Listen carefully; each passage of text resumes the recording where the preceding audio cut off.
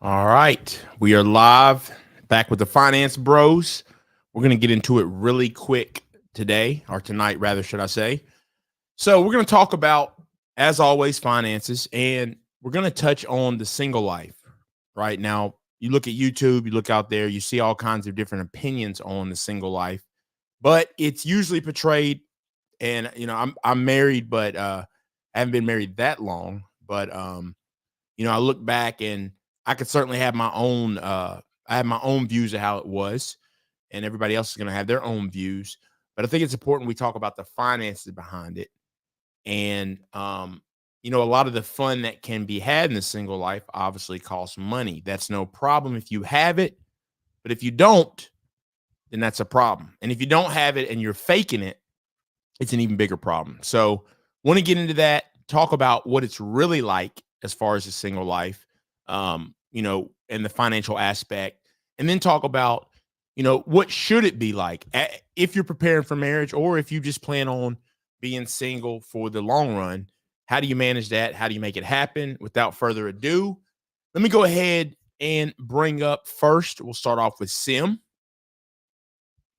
What up? Man, what's up, man? We're talking about being single versus being married, man. I'm waiting for Oprah to take me off the market, man. I hear you, man. I know Stedman's getting up there, you might want like some young blood, Waiting on the big money. I hear you, man. No prenup, I'm gonna be sitting on the beach sipping Mai Tais and taking it easy. Oprah, just let me know, Say just hit me up. Just hit me up. Let me know when you're ready, I'm here for it. Saying if you don't want to do with me, at least send the Cash App. You know what I'm saying? Hit the Cash App or or a little super chat. Perry, did you hear that there were people last year that actually had this scheme? What they would do is they would invite Bill Gates to their wedding, right? Mm-hmm. Not knowing that he's not going to make it, right? And so as a substitute for him not being there, he would send like a $10,000 check.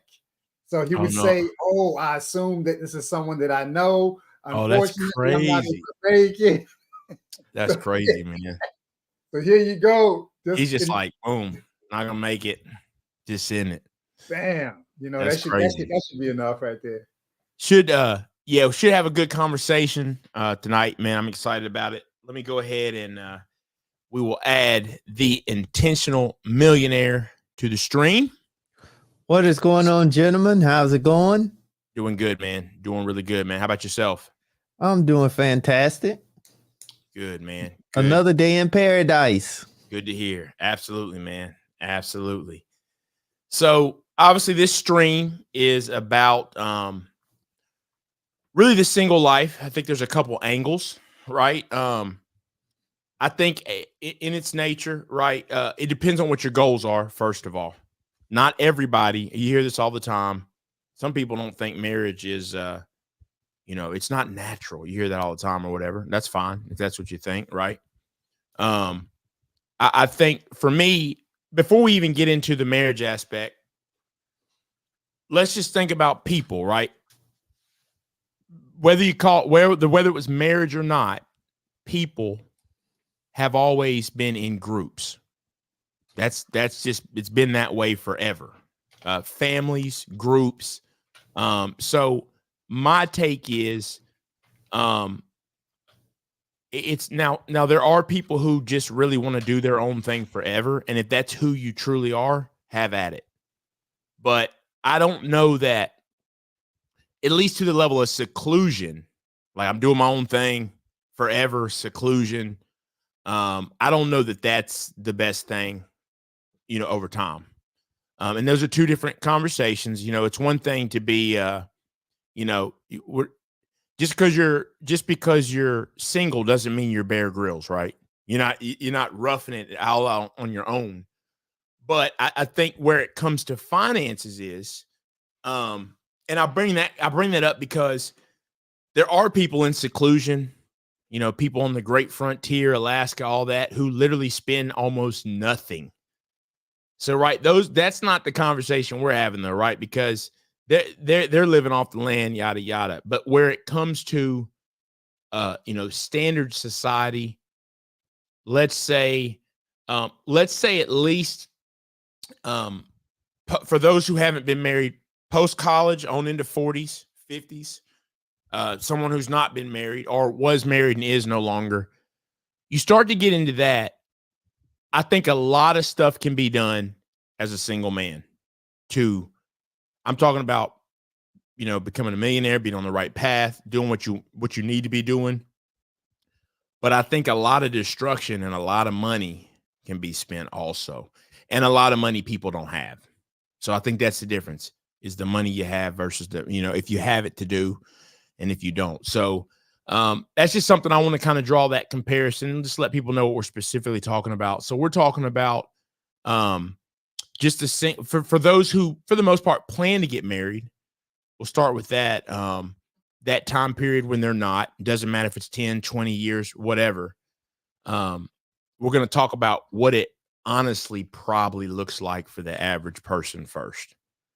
And then we'll go from there. So let me really quickly put it this way. We already know the stats. The average brother, right? We're men, is making, I want to say it's in between 44. It's around mid 40,000s. I think it's actually a little bit below that. So that's the type of figure we're talking about on average. So we'll deal with the 45 to 100,000. Anybody above that, man, we could get into that, but we know that that's not where most people are at.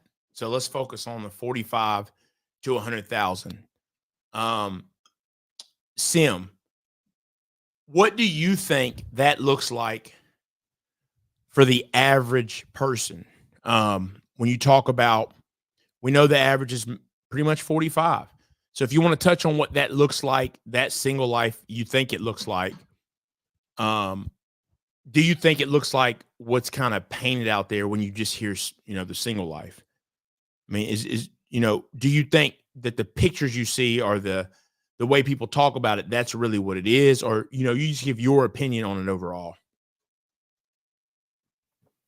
I mean, the dating climate is pretty stiff out here, It's very much a notion. I remember working at like a blue collar job, or maybe not. Yeah, you can call it blue collar, one of the power companies here. And they were saying to me, I used to have a conversation and I'd say something like, there's no romance without finance. They would tell me no money, no honey.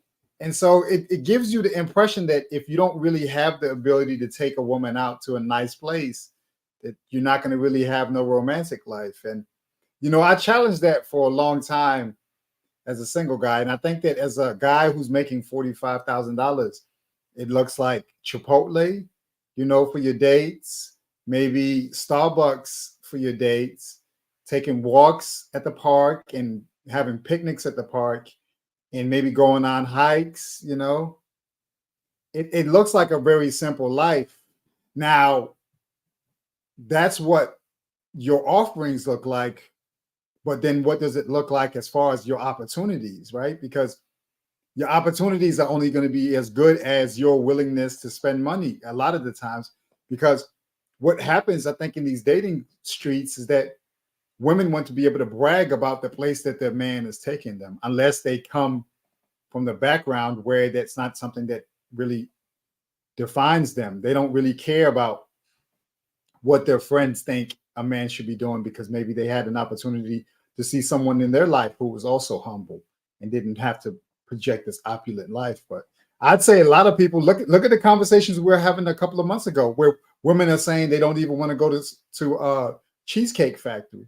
Now, maybe it was 20 years ago, but women were saying, yeah, let's go to Cheesecake Factory. Let's go there. I want to go on a nice day to Cheesecake Factory. But now the conversation is very different. It's like no chain restaurants. They want to go to the Perry Steakhouse. They want to go to the Chop House. They want to go to Stir. They want to go to these very nice places. And how many people can spend $100 per person on a plate, at 45,000 too? I mean, that's wild. That's almost probably, what's that? Maybe 2,000 every month. That's 2,000. about 4,000. yeah, you're talking what 40,000. That's like almost 4,000, maybe 3,800 or something. Right. Yeah. Yeah. So, I like that because when you start to mention the stuff that's really going on, right? Like you said, they don't want to go to Cheesecake Factory. When you start to talk about that, you start to see, okay, man, like when you think about the average person's how much they're making, and it's like they don't want to go to Cheesecake Factory. Well, they don't want to go there. Where do they want to go? And here's the thing, real quick, and then we're going to ask Intentional Millionaire the same thing. Place I like to go in Atlanta is Pappadeaux. Now, we're not going there without laying a bill down. Place is packed every single time I go. They got multiple. There's like 3 of them here, I think. 3 or 4. You're gonna lay 100 down every single time. So, I mean, that's where you got to start looking at it, right? And that's where lifestyle really comes into it. And you take, there's just a lot of stats of other stuff we've seen, and you start to see it. It just doesn't add up. So we're seeing one image of what it looks like it's supposed to be versus what it really is. Intentional. Give me your thoughts. What you think it really looks like for the average single man out there. And we're basing that off of 45,000, which is a little over what the average is, if I'm correct. What do you think it really looks like, out there at for someone who's living the average, making the average amount of money, but is single, and you got housing, you got all these things that you have to be accountable for, right? What do you think that looks like? Well, I got 2 answers for that. The first one being, I don't think it's hard for somebody single making 50,000, because one perspective is they really shouldn't be dating because they got something more important that they should be doing. And the reason why I say that is because making 45,000 after you factor in taxes and just taking care of the fundamental financial concepts as far as taxes go, there's not going to be a lot of money left over. So I think you have that perspective. So I think it's expensive if you want to be responsible. Now, on the other side of that, and that's why I say I have 2 answers. If you don't want to be responsible, then it's not expensive. Here's the reason why. Because you get a chance to choose who you want to date. And you should not be dating someone that's only interested in being expensive, meaning you spending money, meaning they're showing you that they ain't in it for you no way. They just in it for what they can get out of you. Because I know for me, and just from all the people that I see, their best experiences was not where they was eating at or what they done. It was about them getting to know each other as individuals, as people. So I think that that's the first concept and I know in this newer generation, it's more of what can you do for me? How can I floss? How can I show you that I got the bag and all this stuff? But I think you're already setting yourself up for not the best outcome long term, in my opinion. Right. Good points, man. Good points. And just to draw the point that, remember we talked about Americans living check to check. That was, as a whole, that was 62%. So that alone, we already know. If you're living check to check, now that was, with that's probably got stats of kind of everyone in there, right? So that's just, it's just saying the average American, because I don't know if it was put as households or not, but I think that was pretty much across the board. So I think it's probably pretty easy to say if you are living check to check. A lot of the extra stuff that's really, put it this way, if you live in check to check, you can't take someone. I don't even know if you can take someone, let alone we're talking about Cheesecake Factory, I don't even know if you can take someone, if you're living check to check, I don't even know if you should really be taking them to Chipotle. You need to get the corn at Publix. You need to buy the corn, the beans. You need to fix Chipotle at the crib. I mean, that's the truth, right? I mean, and even, Intentional said you choose, right? You do choose, right? And that's where I do think, and I'm not going to go deep into Dave Ramsey today, but I do think that's where there is something to what he's saying about you got to have some grit. When he says beans and rice, you got to, it's a mindset you got to have, because people will just keep on spending and going in debt until either they go broke, run into credit issues, or they get a come up and are able to, but the habits don't change is the bad part. So you keep getting the come ups, you keep doing the same thing. So that's the thing right there. But I think with all the statistics that we've seen up to this point, the average person, and I like what Intentional Millionaire said. I think Intentional, the challenge that I would challenge you, and maybe it's not even needs to be challenged, is I think a big part of that is school, right?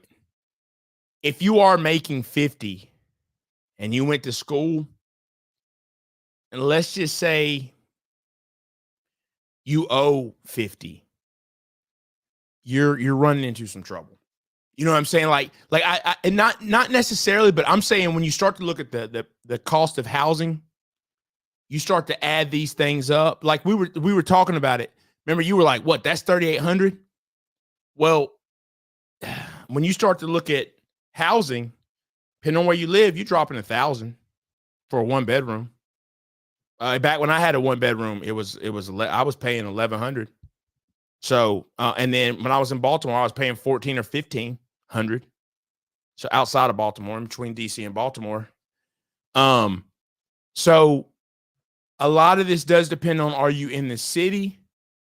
Are you in the country? But there's far less opportunities in the country. That we know that. That's why the city is really where most of the population's at, because that's where economic opportunity is. So I say that to say, look, if you're making that amount and you do have bills outside of the average, right? Because the question is, right, I think there's two profiles.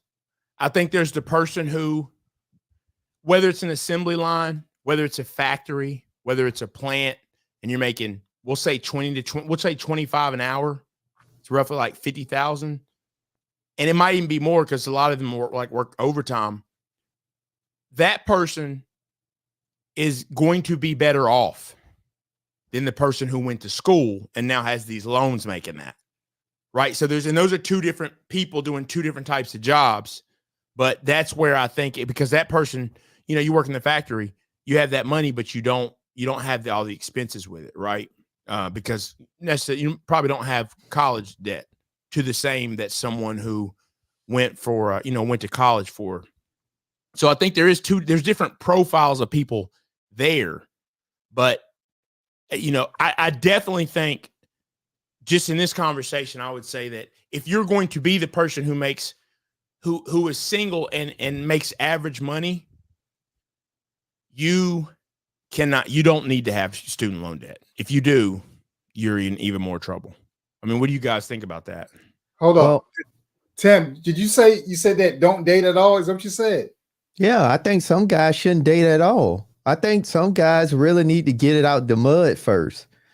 Why is that? Because it's other factors that we have to think about outside of just getting a woman. Because you have to know that it's fundamental things that you need prior to a woman, meaning you got to build some character. 2, you got to build some intuition. You got to get good at decision making on the fly. Why this more important is because if you get with the woman and then you have a child, regardless of how you do it, you should do it in marriage. But if you still have a child outside of marriage, you got to be able to transfer knowledge, skills, character, things like that. But you have to equip yourself to do it. I think too many times we just make everything let's throw some stuff out there and see what sticks.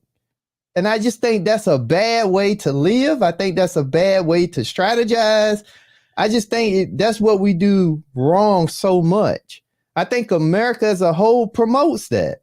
It promotes just do whatever, say whatever, be whatever. It's just no rules, no standards, no structure. And this is how you get in a mess. So I say, if you making 50, then my next question is, if you happy with that, I'm not talking to you. But if you're not happy with that and you want more, then you need to put that off to the side, dating, and you need to go out there and gain more skills. Why is that? Because one thing Perry said, I totally agree with the two archetypes.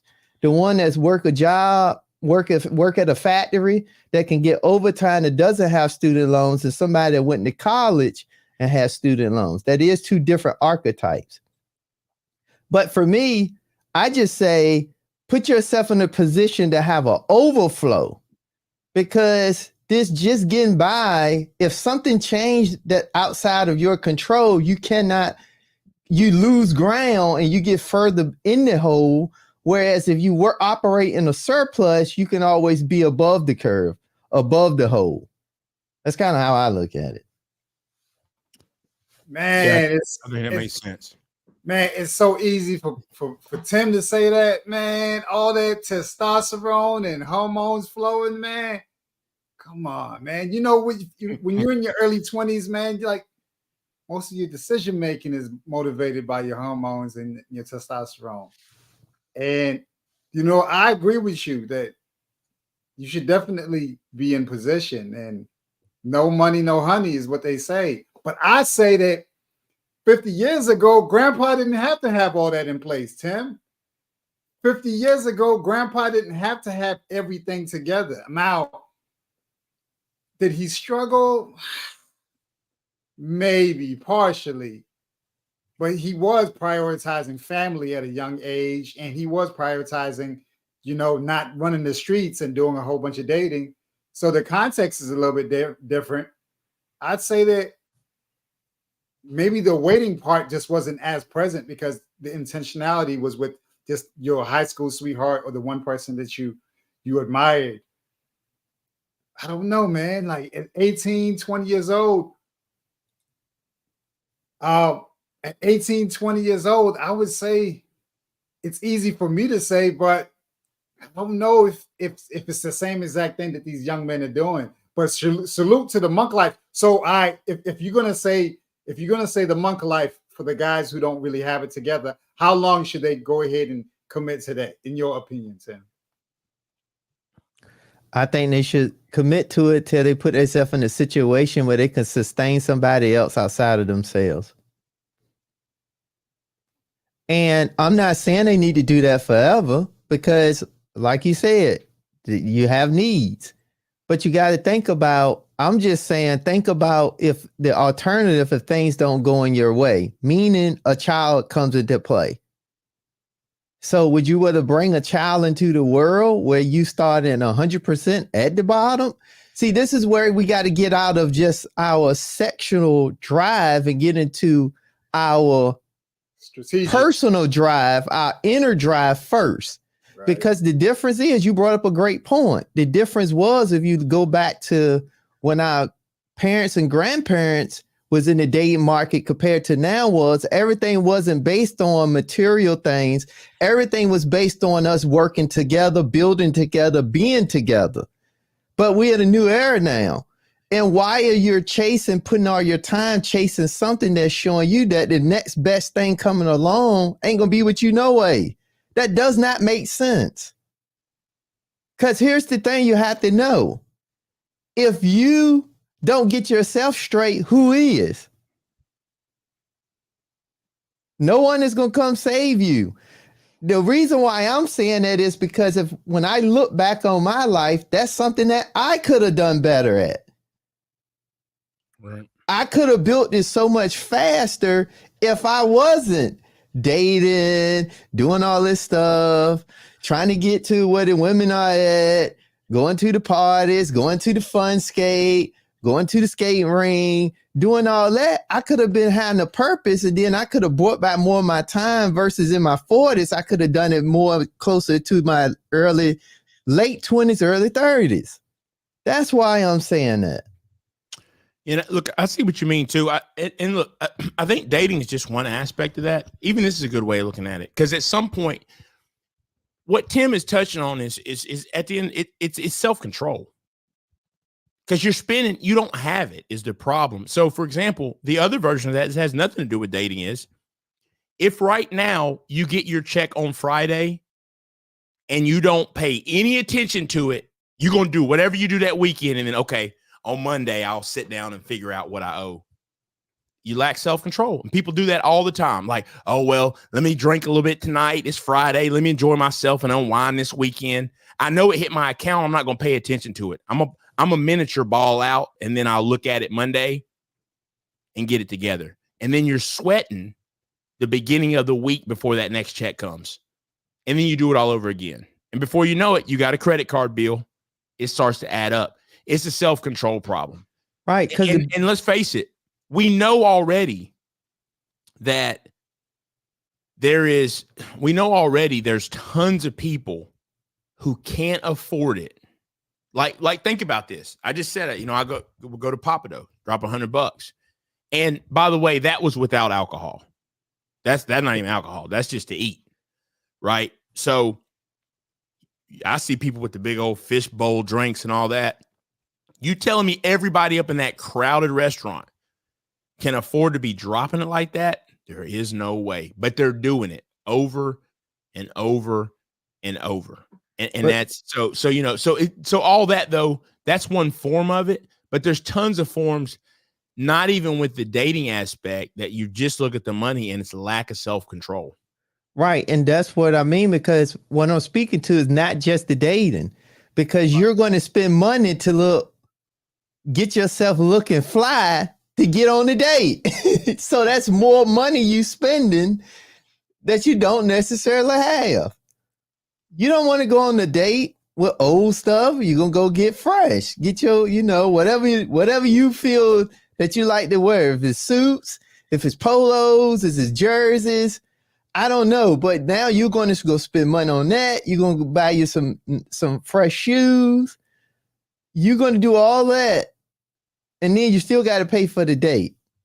That's my point. It's so much stuff that you're going to do on the other side of that. You're going to go get a fresh cut.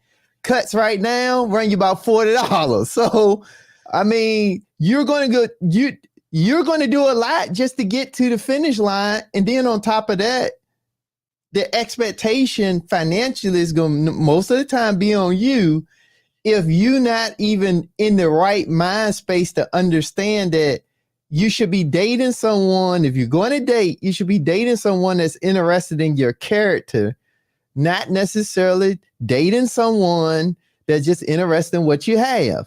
Because here's the thing that guys need to know. Now, I'm going to say this. This is going to be unpopular, but I've got to say it. Because the ones that interested in you ain't got to do all this extra stuff anyway if you want to get some. Let's be clear. Let's be clear. But when you're doing all this extra stuff paying all this extra stuff for this woman, and she ain't gonna give you none no way. 9 times out of 10. Let's be honest. So we got to stop all of this buffoonery. To me, I just think we're doing too much for something that we don't necessarily want long term anyway. And then on top of that, let's be honest too, and this is from my anecdotal experiences, but what I also correlate with that is the woman that genuinely is interested in you as a person, if you do have a child with them, they're going to be more reasonable than someone that's just interested in material things. Let's be clear. Man, we need like a filtering mechanism, Tim. I need to find this woman that wants me for my character. I need to find this woman that is not going to just try to wring me through the mud or take me through the ringer. I mean, come on, Tim. Listen, if you were 25 today, how would you even start to vet this young woman, man? Where would you start? Like, what's the first thing you would look at, Tim? It's easy. I would ask, hey, let's go hang out, get to know each other. I'm not doing a whole bunch of goofy stuff. That's just me. That's how I was then. That's how I'm gonna do now.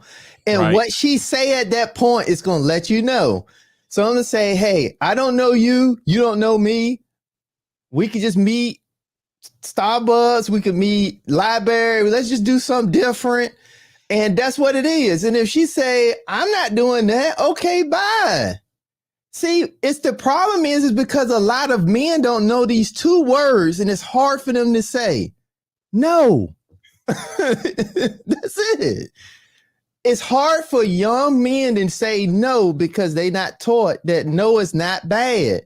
They taught that no, you have to say yes to everything because as a man, that means that you don't supposed to have no standards. See, Right. it's because the difference is when I look at even somebody young, that's what I told you. I was talking with my nephew, right? And one of the things he said is he don't necessarily know when a woman genuinely is interested in him. I say, well, that tells me then you don't do a great job of having a conversation. Your communication is flawed. How much? Okay, Tim. In fairness, now, at what point were you able to really gain some insight from a young lady? How old were you when you Because were I had my brothers and my dad. See, you had the advantage. So that's why I'm telling you, this is what we got to be teaching. We can't keep acting like just whatever everybody's doing is the right way to do it. We got to stop that at some point. Because if not, we're just going to have to it's just going to be the next generation of young men keep chasing women. They ain't ready for a family. They're going to get them pregnant. And then they ain't going to want to be with them. And then the mother's going to raise the child. They're going to be off doing something else. Or they're going to have so much conflict and confusion. They're going to be like, F them kids. And they ain't dealing with the woman nor the kids. And then you get the whole blow up all over again. Yeah, I agree with you. I agree with you. Yeah, I think even back to just the thing of someone saying, "Oh, I'm not eating there." Cool, you never see me again. So I'm not taking you nowhere. I'm never going to talk to you again. It's that simple. Because if you're doing it now, I'm not signing up for a lifetime of you telling me you're not like you're too good to eat. Like, you know what I'm saying? You're too good for simple things. Like, we're just trying to get to know each other. And you want me to drop 400 or 500? It's crazy. It's crazy. But you know what? There are people who will, and there's people for them. I'm just not one of them. I never was one of them. It's just that simple. Once again, it always comes down to self-control, and you do see patterns. You will see patterns, right? So, if you're already saying, I'm not eating at that place, well, you'll also say, I don't want that ring that you paid for me. You'll also, it's just a pattern. That's what it comes down to, so, and I think I really think that at the core of this too, when you look at the finances, are that people in general are just like, I mean, it's certainly in America, but it's not just here, but are just like the government, just overspending. That's just, at the end of the day, it's lack of self-control, overspending, and that in general is the biggest problem with every aspect of it. And that is what gets seen online, is you're telling people do this, do that. But the truth is, even online, there's a lot of faking going on. You know what I mean? I know, like, it comes down to yourself. Like, here's the thing. We can get on here and talk to people about their finances. But what I know right now is I have no credit card debt. None. Zero. Now, do I put stuff on my credit card? Yeah, I pay it off. Have I always done that? Nope. Didn't always do it, but it's just about living it, I think. And I think there's a lot of people that do more talking than probably living it.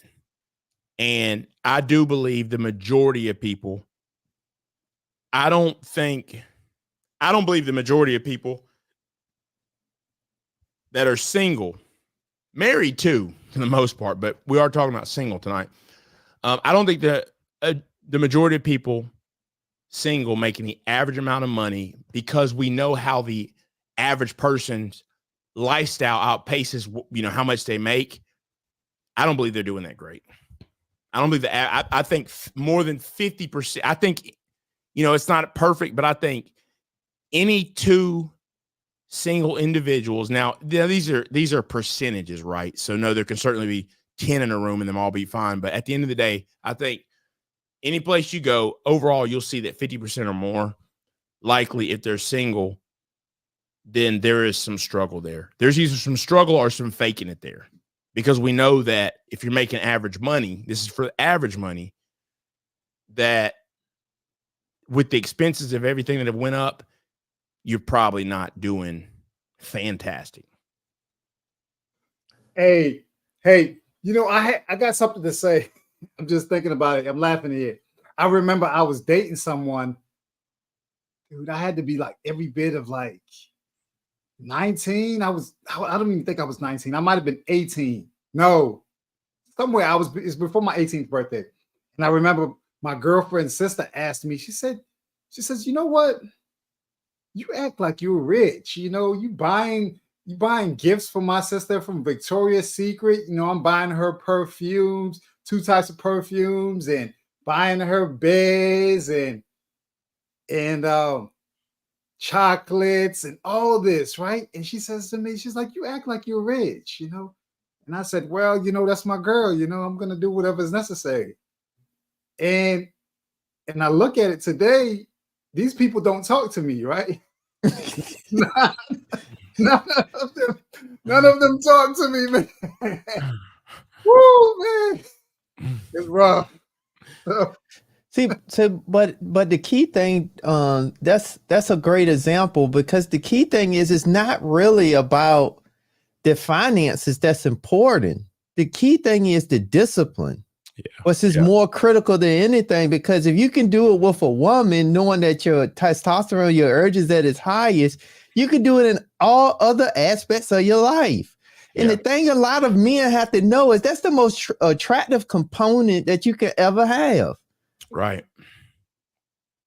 If you short, if you skinny, if you overweight, if you anything that you want to say, any negative that you want to call it, if you got discipline, I guarantee you're going to attract a mate. Is no question of that. But you got to build that. You have to work on that. It's like anything. It just don't happen. You have to work at it. You got to do it like a muscle.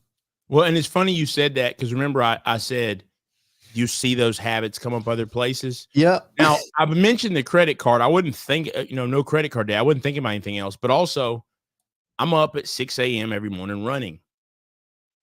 It's discipline. It shows up in other places. Now, you would think running at 6 a.m. has nothing to do with credit card. It's discipline. So you're absolutely right. It's going to show up in other places. People, and that's why I always say, you find someone who's calling out of work all the time, they got way other bigger problems.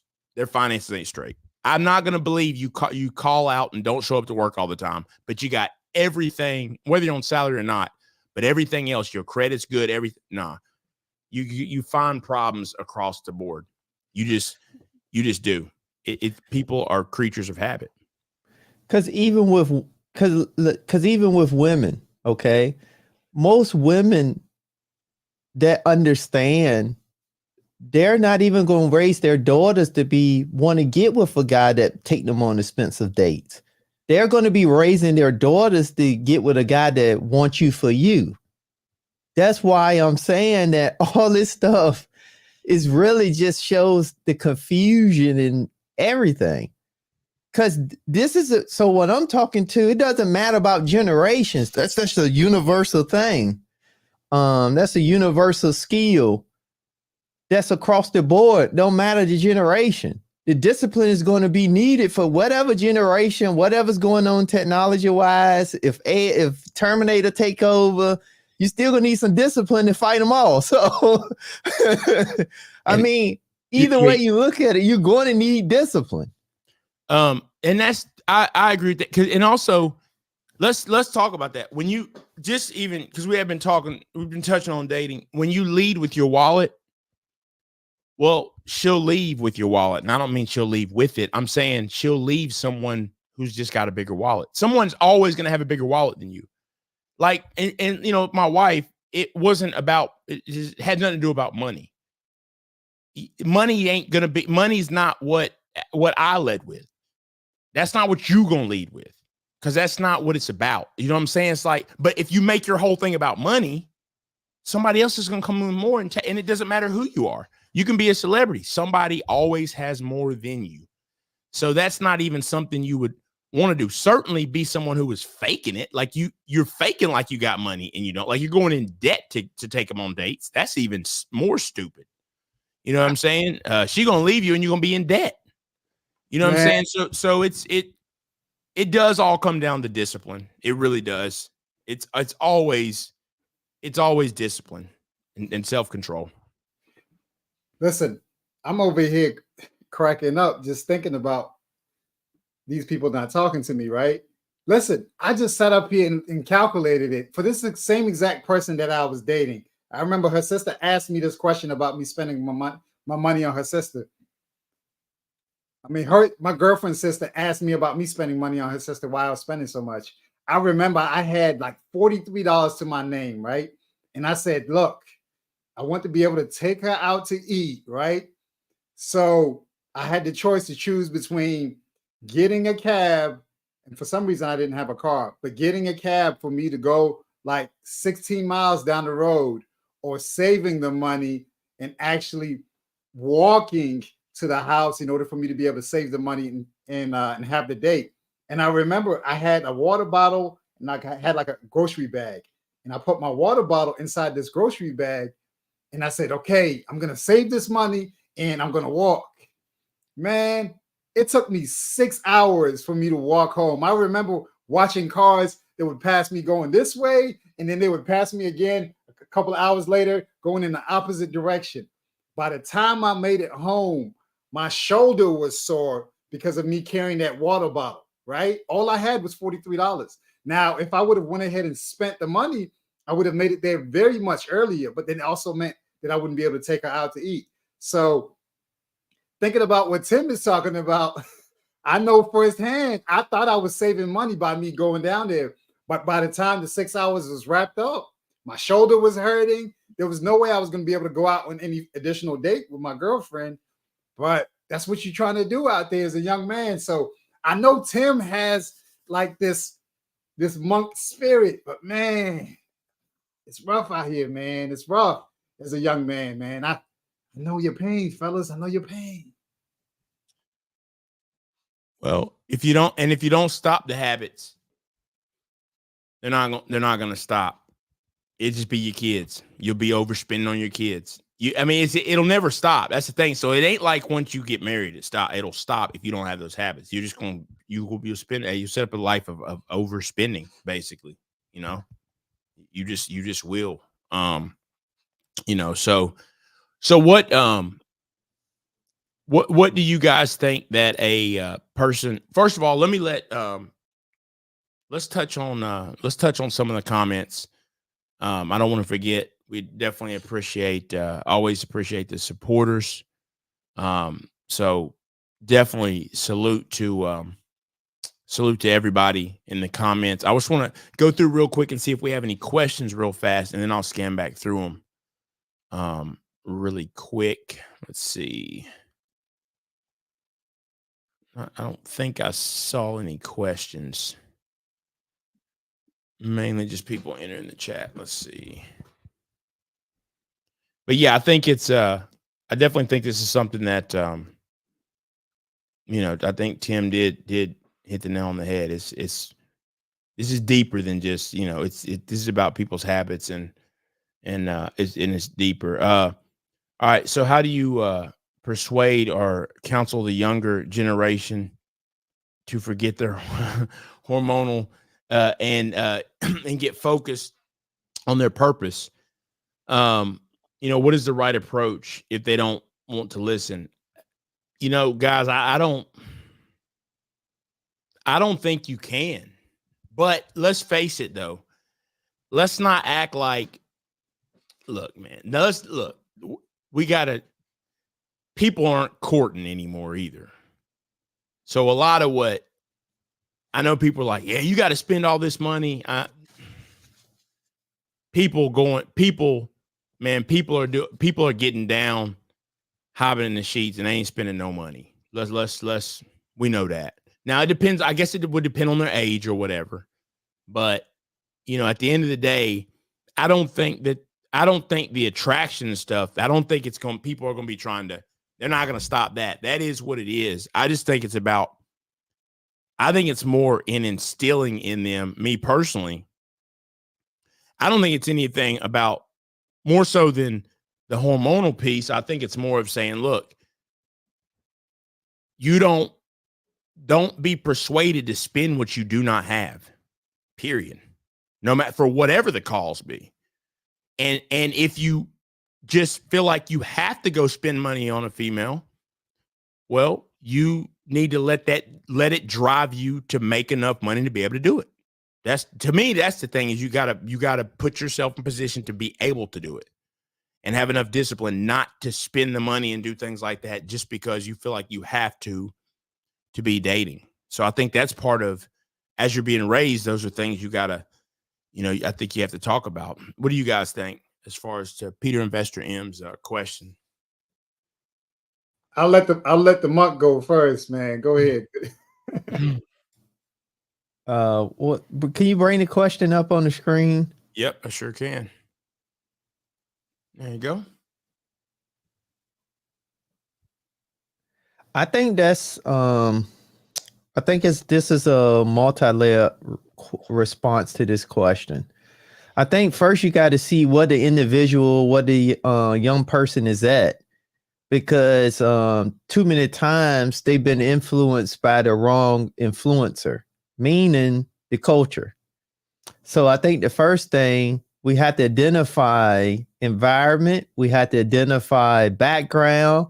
We got to get them in front of someone that they feel they can relate to and really have the conversation with them. Because if not, then you're never going to really be able to get through to a young person because they have so many other influence and distractions. So I think it's some of those fundamental things that has to be addressed first before you can even counsel and consult with a young person on what they need to do next so they can start moving towards their purpose. Because let's be honest, most of the time we all been there when we younger.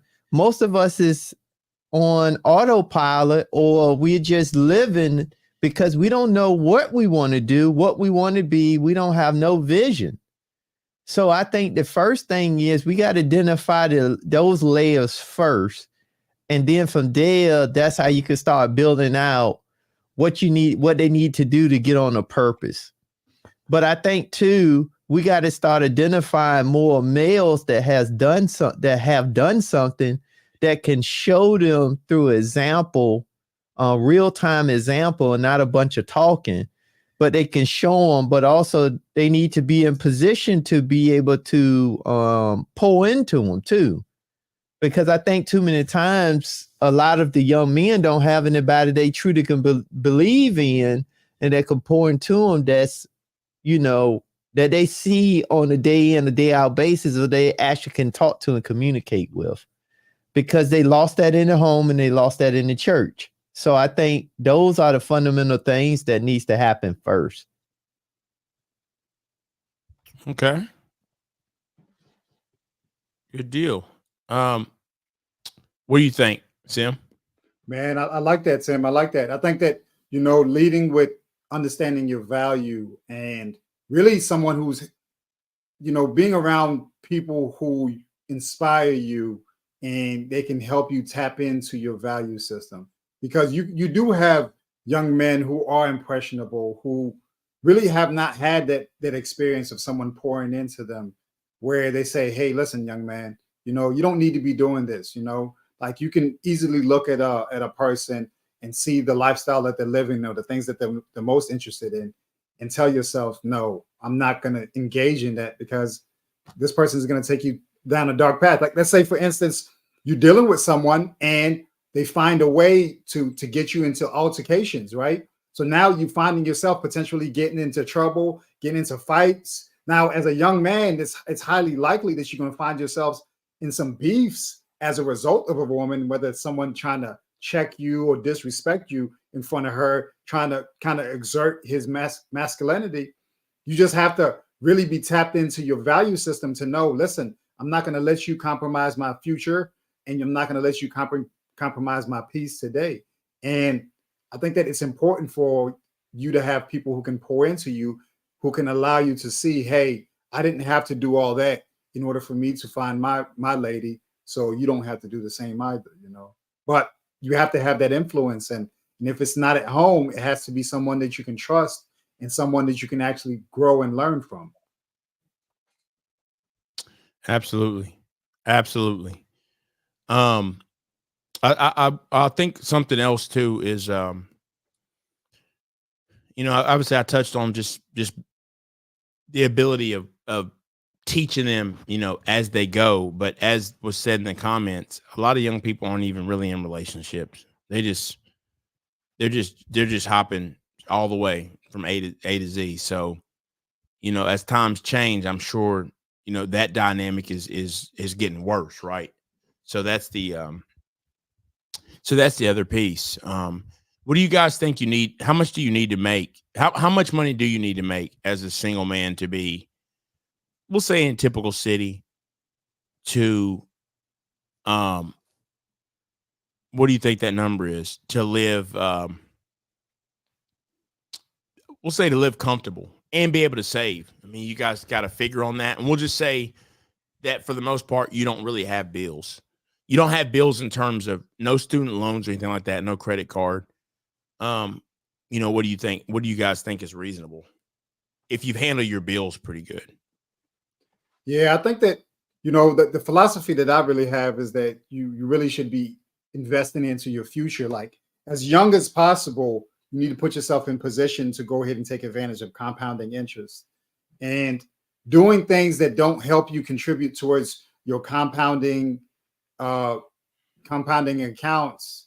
It just doesn't really make sense, And I'd say probably 80,000 maybe to start the conversation is just difficult depending upon the city, because 80,000 in New York is the same thing as 40,000 maybe in like some other cities. So it's really challenging. I'd say you're in the conversation maybe around 75, 80,000 in like a lower income city. You might start to have like a comfortable life, or at least have a little bit of the spoils of life.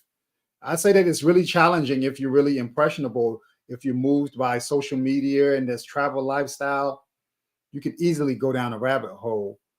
But I'd say that 80,000 is a starting point. But like the sweet spot is really like having a conversation about 200, 300,000, putting yourself in a really, really good situation. But maybe you could start with Chipotle at like 80. I don't know. Something along those lines. Chipotle, hiking, picnics or something like that. Hikes. I don't know. All right, Chipotle and hiking. I think I agree. I don't have much to add to that. I think Sim hit that on the head. I would say 80 for most cities, and then your more expensive cities, you need to add another 50K to that. And I think that's a good place to start, but you don't finish there. I will agree with Sim. I think everybody should be shooting for becoming an accredited investor, if nothing else. But I still think the key is though to really gravitate on what skills you're going to identify with to do that, and then start taking advantage of the systems that wherever you currently working may have. Because I'll give you an example. So over Christmas, I was talking to one of my nieces. She worked at Walmart. And I told her, well, you've been at Walmart all this time.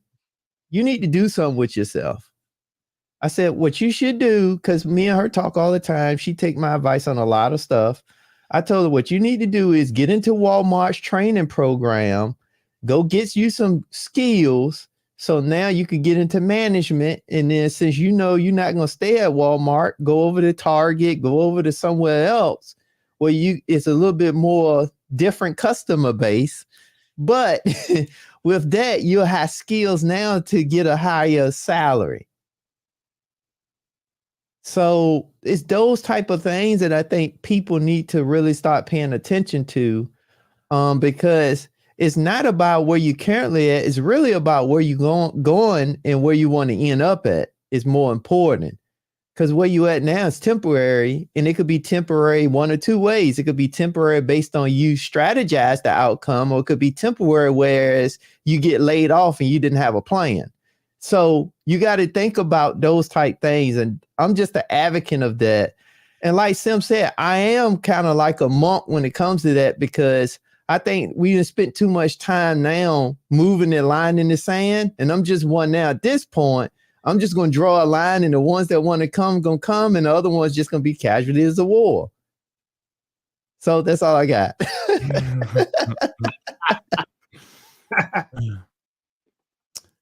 Good deal, man. Yeah, really. We do got a question too, Perry, when you get a chance. Anya asked a question in the chat. Right. Let me see. Right. Is this it? Yep. All right. Yeah. What do you all think women can do to help men feel more comfortable? I think that's a good one. I think it's, I honestly think it's,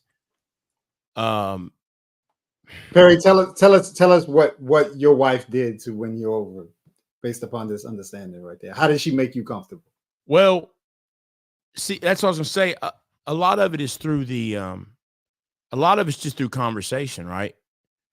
But one thing that I say, I believe, and when I say a problem, it's not really a problem, but I believe good women have a marketing issue because they're quiet. They're living their life, doing their thing. You know, the ones that are the problem are loud. That's the ones that are loud all out there. You can see that all day. But it's the quiet ones who are just doing their thing, going about, that sometimes they're overlooked just because they're quiet. They're not noticed because they're just living their life. They're going to work. They're not trying to be out in front of everybody.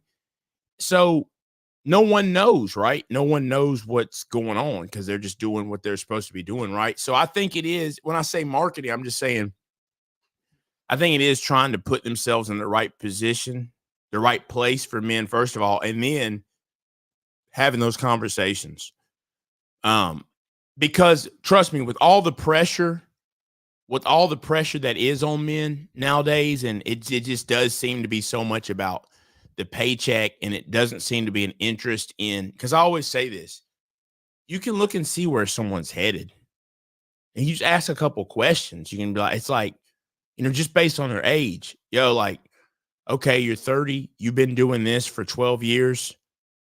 Okay, what different positions have you done here? You've been doing the same position, but like, that's someone who we can make the assumption that's someone who probably isn't really trying to move up.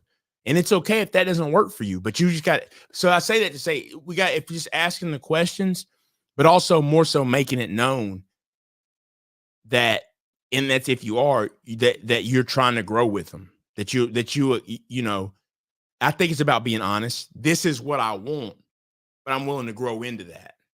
That's what I think. I just don't think there's enough conversation anymore about those types of things, about just being upfront and honest what they're looking for. And that was the thing. Like my wife, we discussed it. We discussed debt. We discussed everything up front. We knew what type of lifestyle we wanted, and it lined up. So, it was work like, and I can tell you right now, she's like, hey, I want a lavish mansion, $5 million. Okay, well, it's been good, but I'm not that dude. I mean, I wasn't going to front. That's not me. So let's not waste any time. You know what I'm saying? But see, people aren't doing that. They're hopping into the sheets. They're going all the way from A to Z. And now she or he wants to pop up. Oh, I want this. Well, now we got a kid. That's a problem. Or now we're married. and I want to leave. And it's like, well, you should have never been together in the first place, but y'all ain't talk about it. So that's what I personally think is most of it is just really a discussion. But I will say that good women go unseen because, you know, they say the squeaky wheel gets the grease. Well, they're not squeaky. They're just quiet, going about their business. But good men are too. You know, a lot of good men kind of just keep to themselves. Men kind of keep to themselves anyway. So they're just kind of doing their own thing a lot of times. So there is some similarities with men, but I do notice that more so with women. You guys, what's your thoughts? Yeah, to me, I appreciate and I value someone who really doesn't have a strong social media presence, you know. That lets me know that they're not looking for a whole lot of external validation from the world, you know. And I tend to like women. I'm not going to say they're homely, but they have like a bohemian, crunchy granola sort of energy, the natural hairs, and I like. So those are people that I just see that they don't subscribe to like social norms a lot of times, and they kind of move to the beat of their own drum, but they are smart, so that they're intelligent people. And if I can't have a conversation with you, it makes it really difficult for me to really go forward, because being cute only lasts so long until you get bored with it. I think that being able to show that you're humble, you're not really interested in the same things that everyone else is doing out here in society, and you have the ability to take something that you see, whether it's like someone that you're dating, and you can see maybe some parts of them that they don't see themselves. They say it's hard to see the picture if you're in it. You can say, hey, listen, you know, let's figure out a way for us to get you there. Let's both go on this journey together, you know, instead of maybe having this arms folded, you should be already accomplished sort of mentality. I think that willingness is the main thing that I really am saying, you know, someone who shows a willingness to be themselves while at the same time contributing positively to your life. And let me, and I'm gonna let the intentional go, but I do want to just circle around real quick, because I really talked about kind of like the aspect. I don't think I really closed that off. I talked about the aspect of more so it was more finding them, but it's asking the questions to know what they want, what they're looking for, right? And then from that, I believe if you know what said man wants by talking to him, then you are able to, and then comes the question was, how can you help them? Then comes the encouragement, right? To be able to encourage them, and to be able to just be a partner. But I do think just it's that revealing who you are up front to make sure it fits. That way they know that, okay, with all the pressure, they're okay with me. They know where I'm trying to go, and they're okay supporting that. So I just wanted to make sure that I was clear on that. What do you think, Intentional? So what do I think women can do to make men feel more comfortable? I think the biggest thing is I just think they need to first listen. Listen from the standpoint of understanding and not necessarily from the standpoint of judgment. I also think what women can do is be clear on what they're looking for. Because I think a lot of times now it goes back to Sim's point. It just seems like the women also is not clear on what they want. They just going off of what the social norms are. So I think being clear on what they want, but I also think that the women got to also understand that you can't expect something out somebody else that you're not willing to commit to or become part of or improve on also. I think you got to kind of look at it from a more humanistic perspective versus a selfish perspective, or all about myself perspective. So I think those are the two things, the kind of I think those are the three components I would say is key, because I think once you do that, it allow, if it's the right guy, it at least allow him to know that he feel like he has somebody that's gonna kind of work. They can work together and not necessarily from the standpoint of just, what's in it for me. Because that seems like the biggest thing now is more about what's in it for me and not necessarily what's in it, how we going to build this, or what is us going to look like. And I think those are some of the key things. And also too, I think we got to really identify the key point is definitely for the younger generation, we have to identify, and I think a woman has to sit back and really identify with someone that is married to make sure that they don't have feminist beliefs. I think that's because that's something that's crept into the school systems. And I think a lot of times it allows maybe some women, not all, but it allows a woman to have the mindset that it's all about me, when the reality is, if you're looking for a long-term relationship, it should be about us. All right. And I want to, you can guys let me know if I skipped something. Caramel Drip had a comment. I'm surely not making it easier for any man that wants to be with me. Well, why would I do that? Either he and I are on the same page, or he has to go. So I don't know what that was exactly in reference to. But I don't see any way to be on the same page without the communication. And I guess it was in reference to the question. I'm thinking when you say easier by more comfortable, but I'm not sure. I'm really not sure. But I still think that still comes with conversation. To me, what do you guys think? Or maybe I might have missed something. Yeah, it's hard. It's hard to tell. I'm upon what Tim was saying. Thinking about it, I think this is where like the breakdown happens when a young lady is not able to see her father in the man that she's dating. It really keeps her from being able to feel at home with what you guys have going on. Because generally speaking, a young lady's father is the first person that they fall in love with or admire. And if they don't get an opportunity to experience that, like they end up just being lost, like where's home? What feels right? Now, is social media what I should feel is home?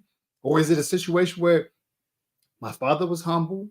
He came from humble beginnings. My mother stuck through with him, and they figured it out. They took whatever they had and they used it in order for them to get to the place that we're at today. They didn't have everything, but they raised us with solid values and a humble upbringing. But we still ultimately know that the greatest treasure and gift we can have is each other and not items and things.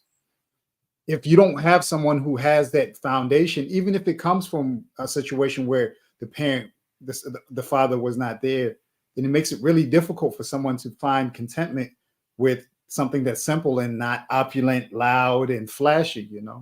That's just my thoughts on that. You have anything to add? And let me full and not. I was actually reading another comment. I'm just going to pop this one up really quick. The last one said the question. That question needs to be answered in full and not in part. Those conversations can be dangerous when not fully addressed. So I'm probably skipping around, but I was just trying to get the context behind that. Did you have anything to add to that yourself, intentional? And I'll just pop that back up there so you see it. But I don't really understand. I can't answer a question. I don't understand what we're referring to. Yeah, I wasn't sure specifically because obviously sometimes when the conversation is going on between the chat, you don't know if it's addressing something you specifically said. Comment or drip, please. Reference. What was you referring to in this question?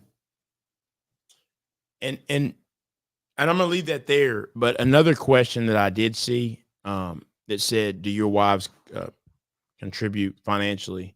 So I'm the only one up here currently married. My wife does, and I've addressed this at other times. That's why for me, right, to each their own. I will say for me, that's why when I see all these conversations online, um, about the splitting of money and all that. It's laughable to me. That to me, that's you're just asking for trouble. We have, we are a family. We are a unit. We both make good money. We contribute to the house. We pay ourselves out of that the same amount.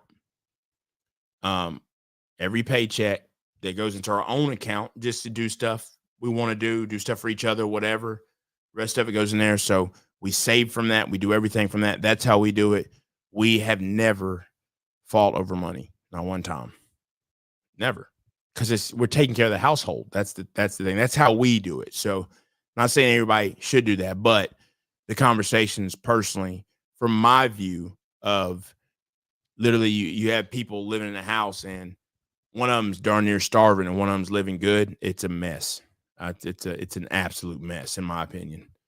And I think that's why finance is one of the number one reasons that, it's the number one reason for divorce. That's exactly why, because you can't, that's no different than you wouldn't want your kids to be in your house living poor, struggling while you're balling. Right. So, I did want to address that, but yeah, my wife, my wife contributes, and I think that also helps for you to go about it like a team to keep on pushing. Because you think about it too. Think about if you didn't do that. Let's just say one person made 100 and one person made 50.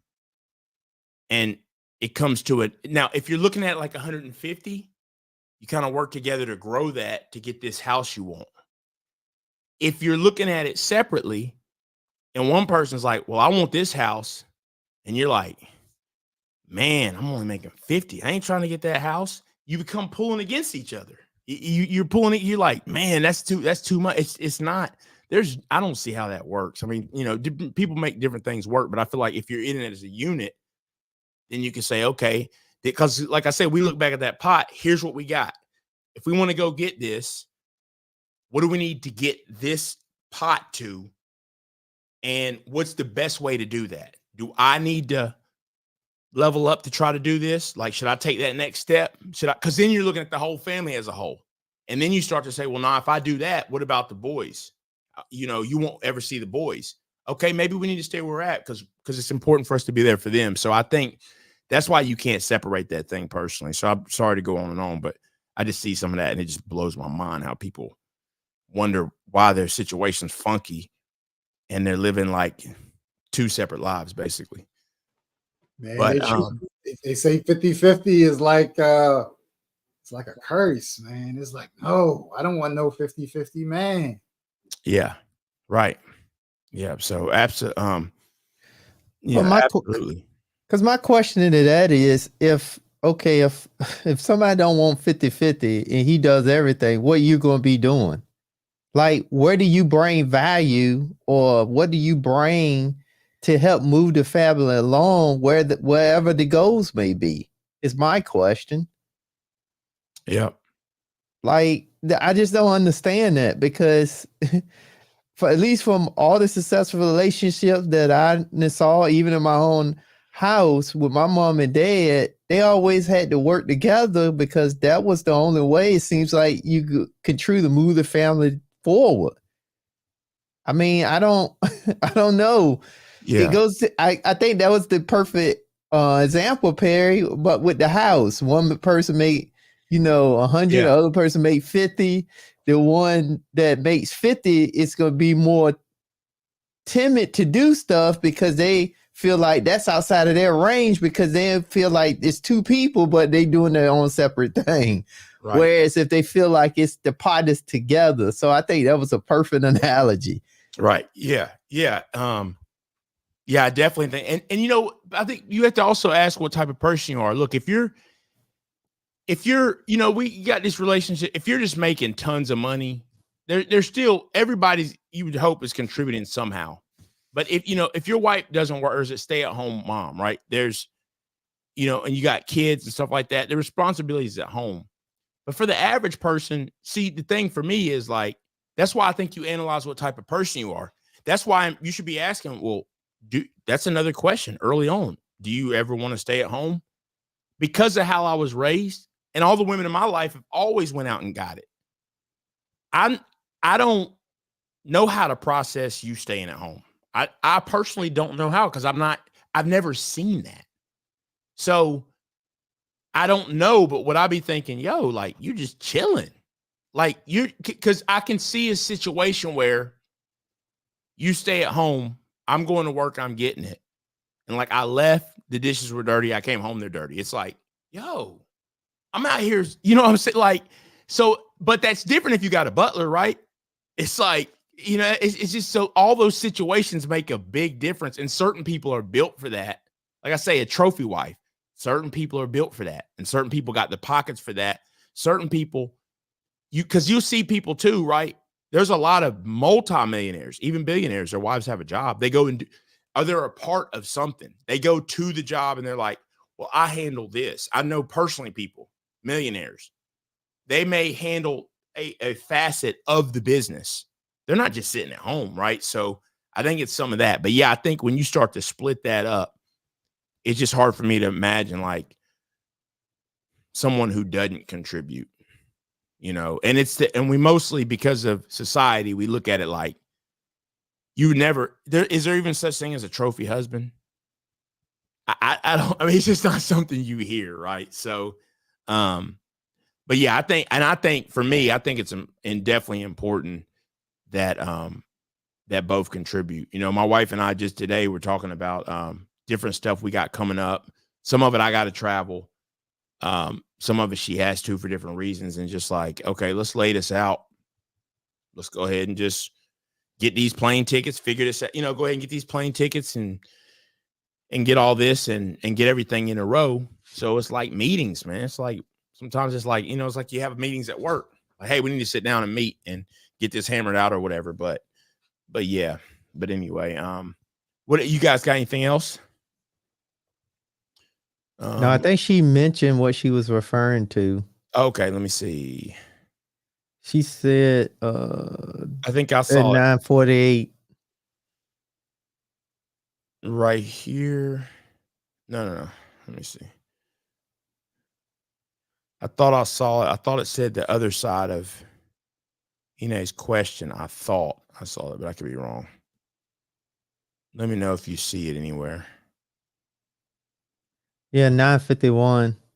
You saw it 9:51? Yeah. Oh, right here. Yep. That's what I thought I saw.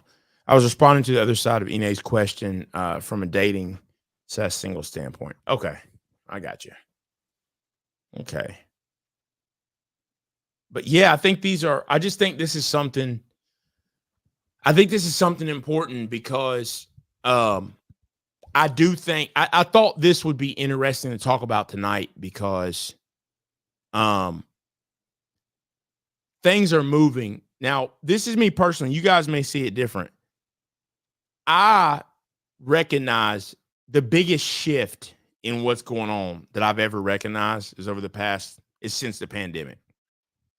I started to look and say, man, a lot of people are screwed. Like, from the inflation to, like, everybody was having a good time, you know, busting down their stimulus check, you know, going in, you know, putting it into crypto, putting it in the stock market. Everybody knew the stock market. Everybody. Oh, I got me some Tesla. I got this. I got, you know, I got me some Amazon. And the party stopped real quick. And the interest rate went from 2.8 to about 8. You know, it's like everything shifted. And I really started thinking, we've got all this stuff online about, you know, being single, being pimps, being players, going out on dates, women, you know, that's the men, you know, women, you're not taking me here. You know, I'm not going there. We've seen more people that are essentially selling their body now to get paid. So I just thought it was important to focus on, okay, let's set what it looks like, at least for a single man. What's that really look like? And for the majority, and a lot of them, it's not even what they make, it's their lifestyle. It outpaces it. It's not pretty. It's not pretty. And I would never suggest that you go get with someone just to pair up to make it. That's crazy. I don't think that's right, because I think you got to get yourself right first. You should. That's my opinion. But I thought it'd be cool to just say, okay, you know, what's the average person? And I believe the average person is struggling or outspending. That's what I honestly believe. And you know, we've talked about this stuff. Many guys have talked about this countless times, and I don't really want to go down that road, but you know, it's almost like you got to do a background check now. For real. You know, we talked about the credit score, the hard cutoff on the numbers, and sometimes I can go overboard on that, but as I get older, you know, I'm married now, but it's like I just don't know how those things are really important, right? So that's why I thought this would be cool, just to really, you know, cut down on some of the fantasy talk that you see out there and really focus on that. And remember that what's the average car payment is what? $700 now or something? Yeah. Jeez, man. So that's the thing. That's the crazy thing. That's how much it is for real, Perry. 700. The average My car payment. Look, man, I done told you, bro. I'm on the third Altima, man, in a row. I get the same thing every single time because I ain't trying to be flashy. I'm just gonna put a ton of miles on it. I know how to work on it myself if I choose to, and I keep it simple. So I always put a big enough down payment to where, and I want to be out the car financing game. I don't want to give them nothing, but I put enough on it. And I'm not a car guy either, so that's part of it. I'd rather have a nicer house personally, but I put enough to keep it. I've never had a car payment over $350 ever. Yeah, so keep it low. That's correct, Perry. The average car payment right now, based off of Experian, in the third quarter of 2023, the average car payment for a new car is $726, and for a used car is $533. What? And here's the question. And look, those people who want to be fancy and have that fancy stuff, like my wife's car is certainly nicer, right? It's nicer than, when I say nicer, it's more expensive than mine. But my thing is I got a screen, you got one. It doesn't matter. You might have this. Look, I love this, the BMW 750. I love the S550 Benz. But you got heated seats, I got heated seats. You got heated steering wheel, I got heated steering wheel. Sunroof, I got one. It's like, so the thing is all that don't do nothing for me. I'm going to go to work, I'm going to get out of it, I'm going to come home. It just doesn't do anything for me. So that's why I keep it. But I'm very simple, but I understand for those who have to have it, you know, why they do. So that's just how I am, though. That's a lot of money, man. Cryptonomics said it best. People got that bad credit. For real, man. But it makes sense though. You gotta think about it. Interest rates went up, rates went up. So the cost of doing everything went up. It used to be, it was 6 something near the beginning of last year. It ended at 7 something. Hey, he's right though. He said Perry got that deluxe Altima. But see, here's the funny thing. Exactly. It's funny. That was my justification though, was okay, look, if I'm gonna stay with the Altima, I'm gonna be at the top though, right? Because I'm like, that's the thing. I just when I get a car, I do want the technology I want to have at least the newest technology. And mine, I got the one, it'll drive itself now. I'm not in the lowest model Altima, but I'm not, you know, it'll self-drive or whatever, but yeah, but I'm still, think about it. My payment at the end of the day, I put a down payment on. My payment is $349 or something like that. So I keep it. That's how I am though. But see, I don't get on here and tell other people to do that because some people want to spend, but I would never have, it wouldn't matter. Say it got tight. It'll never be questioned the car payment. Nobody's like, I'm not ever questioning, do I need to sell the car? It ain't that deep, you know? So, but yeah. Yeah, I've never had a payment over $249. That's the most expensive one I had. Okay. So, yeah. So I've never But then again, I've never financed a car over $12,000 too. And that was almost 10 years, almost 20 years ago. So Okay. yeah, the last couple of cars I've had, they've been 8,000, but I buy them from the state auction. They have like really low miles. They might have been former government cars or something like that. And I Hey, just no, just ride through, man. my bad. Mark my words. No joke. This next crypto cycle, I'll be on here. You know, but I thought you had an Altima, but now I got a truck. It'd be because I bought that bad boy in cash, though. That's like, so when if I was going to get something like that, I'm going to buy it in cash, though. I'm not going to have a payment. That's just how I am. I'm not going to get a nicer car and have $1,000 payment, though. Not going to happen. I think that's crazy. It's a waste of money, in my opinion. Chat, what's a reasonable car payment in your opinion at this point? 0. Right? Cash, dollars. Is it true that any transaction over $10,000 cash gets reported to the FBI? No, it sends a ping and the bank sends it, and they just do a monitor check on transactions.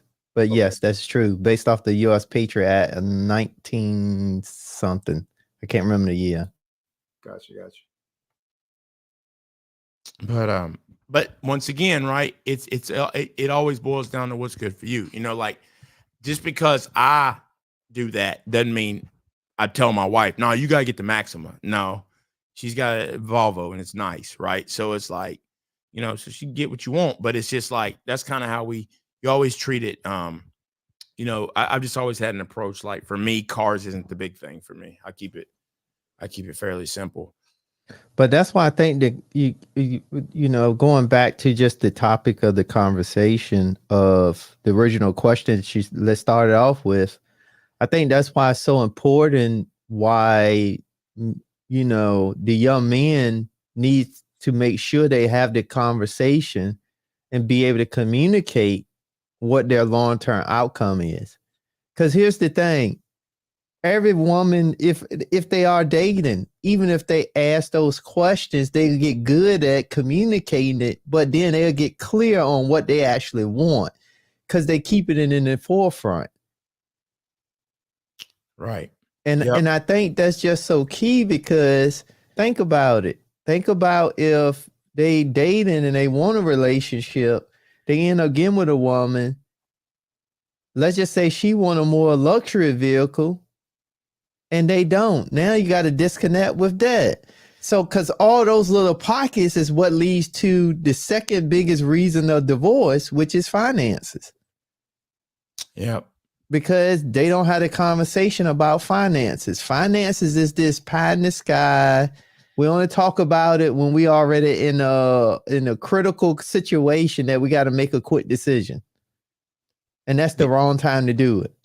Yeah. And you know, that's what's so funny about the way people judge people. To me, is funny because think about this.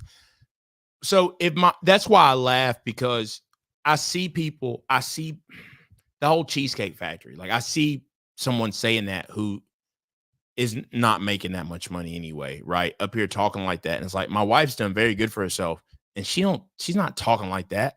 So when we met, I had a Toyota Camry. Now I got rid of my car. Why? And it was Altima. I got rid of it because my job had bought me a car. So I used a car at work. And so I actually didn't even have the one I ended up with. I had I was using a rental, but I had it for probably a year or more. The Camry, waiting to get the new one I was going to get. Now, what if she had said, "Oh, he's got a Camry. He probably don't make that much money." But some people think that way.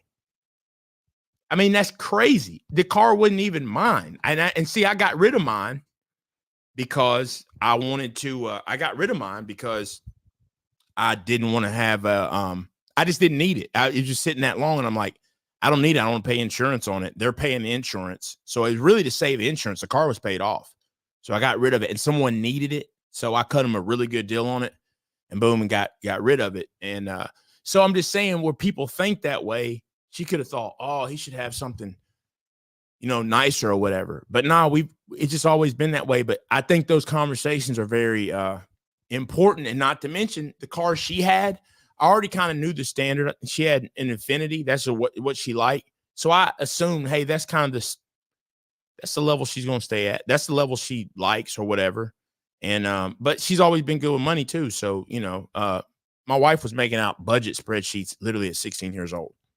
And I asked her early on, I said, I asked her mom directly. I said, did y'all teach her that? They're like, nah, she just always like to know where her money's going. I'm like, oh, that's a keeper.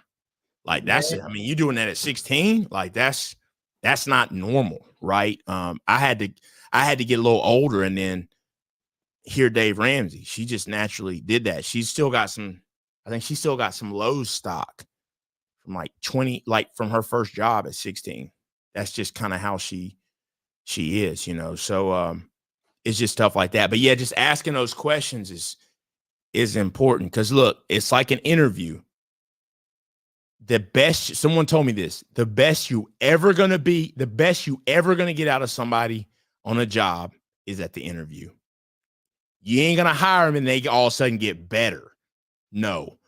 They either stay here or go down. The only way that you get better is if you're both pushing each other. And that's even a job. If you're growing together, other people on the job, the owner gets better, you get better because y'all are pushing upwards. But in a nutshell, the interview is the best thing you get. So you better ask all those questions. You better ask all those questions up front. 2 weeks in, we was talking. No, not even. 2 weeks in, we were talking about how much debt you got.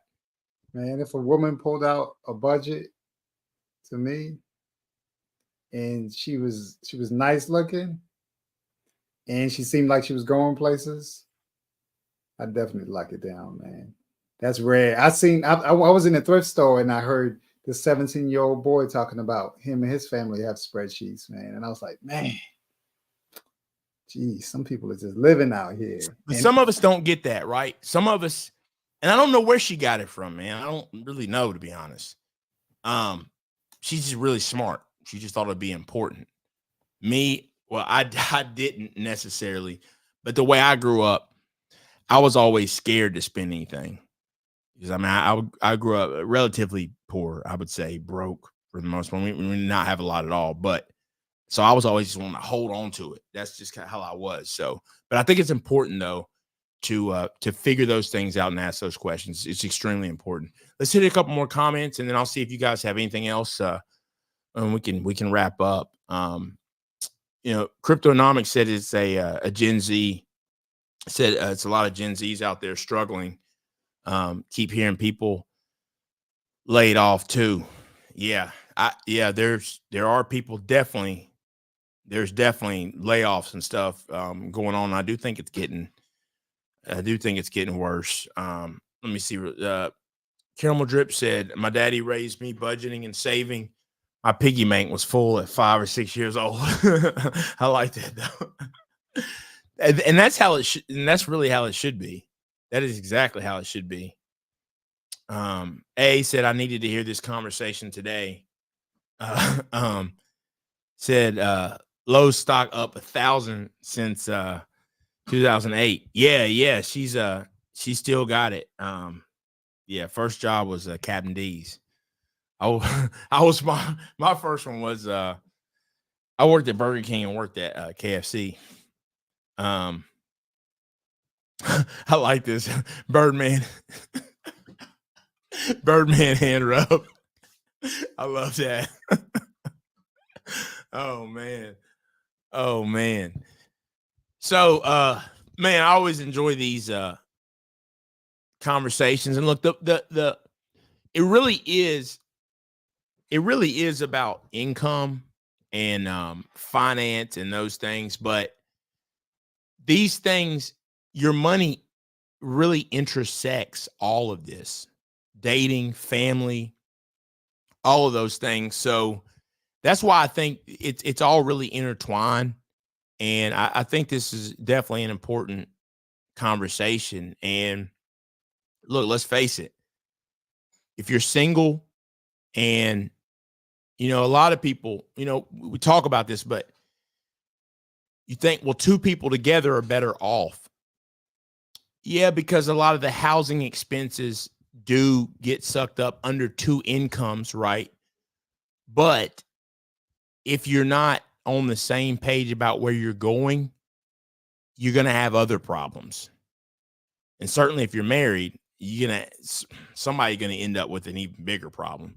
So the answer to me is get yourself right. That's the answer to me. It's about getting yourself right, and then you try to find someone else who is right, and then you got the right combination. Because I know I talked to you guys about, I think I've mentioned before, you know, my kids go to private school right now. They will go to public schools. They're young, but I do think about all the people who couldn't do that. And I do think about, because honestly, I don't even know anymore. Like when I was growing up, it was daycare. All I can remember, I felt like you just go there and play. Like, I don't know. My kids have been learning, like actually learning like a regular school since the day they went. So I think about how hard will it be to catch up? I don't know.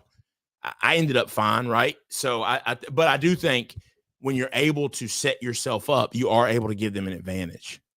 That's what so just stuff like that, you know, I think is important. So I think these conversations though are definitely important. What do you guys have? Sim, you got anything to add to the overall conversation, or anything you want to recap?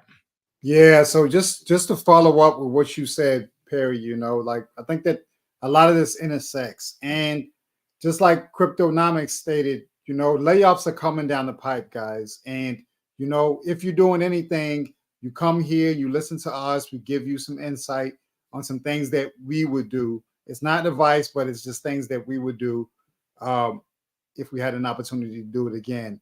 Now, there is something that is happening out here that the government really mandates prior to any company laying anyone off. Like, this is really good, right? So there's an act it's called the WARN Act. It's the Workforce. Lord, I just had it. Anyway, it is. Let me pull it up. It's the Workforce. Lord, why can't I get it? Work. So it's the Worker Adjustment and Retaining Notification Program, WARN. So you look up WARN and then the state that you're in. And the state requires all companies that are doing layoffs or closures to actually post 60 days ahead of the layoff actually happening. They post it up there and it will say the name of the company. It will say how many people will be impacted. It will say the notice date, and then 60 days from that notice date at least will be the date that the layoffs actually happen. Don't allow yourself to be blindsided by these companies and the actions that they're taking. Make sure you're protecting yourself and putting yourself in position to not be displaced in the midst of company making their own adjustments ahead of the first quarter or what have you. Put yourself in position, make it a habit to take a look at the WARN reports for your specific state. It will outline the county, the business, the amount of people impacted, and also the date by which the layoff is actually going to happen.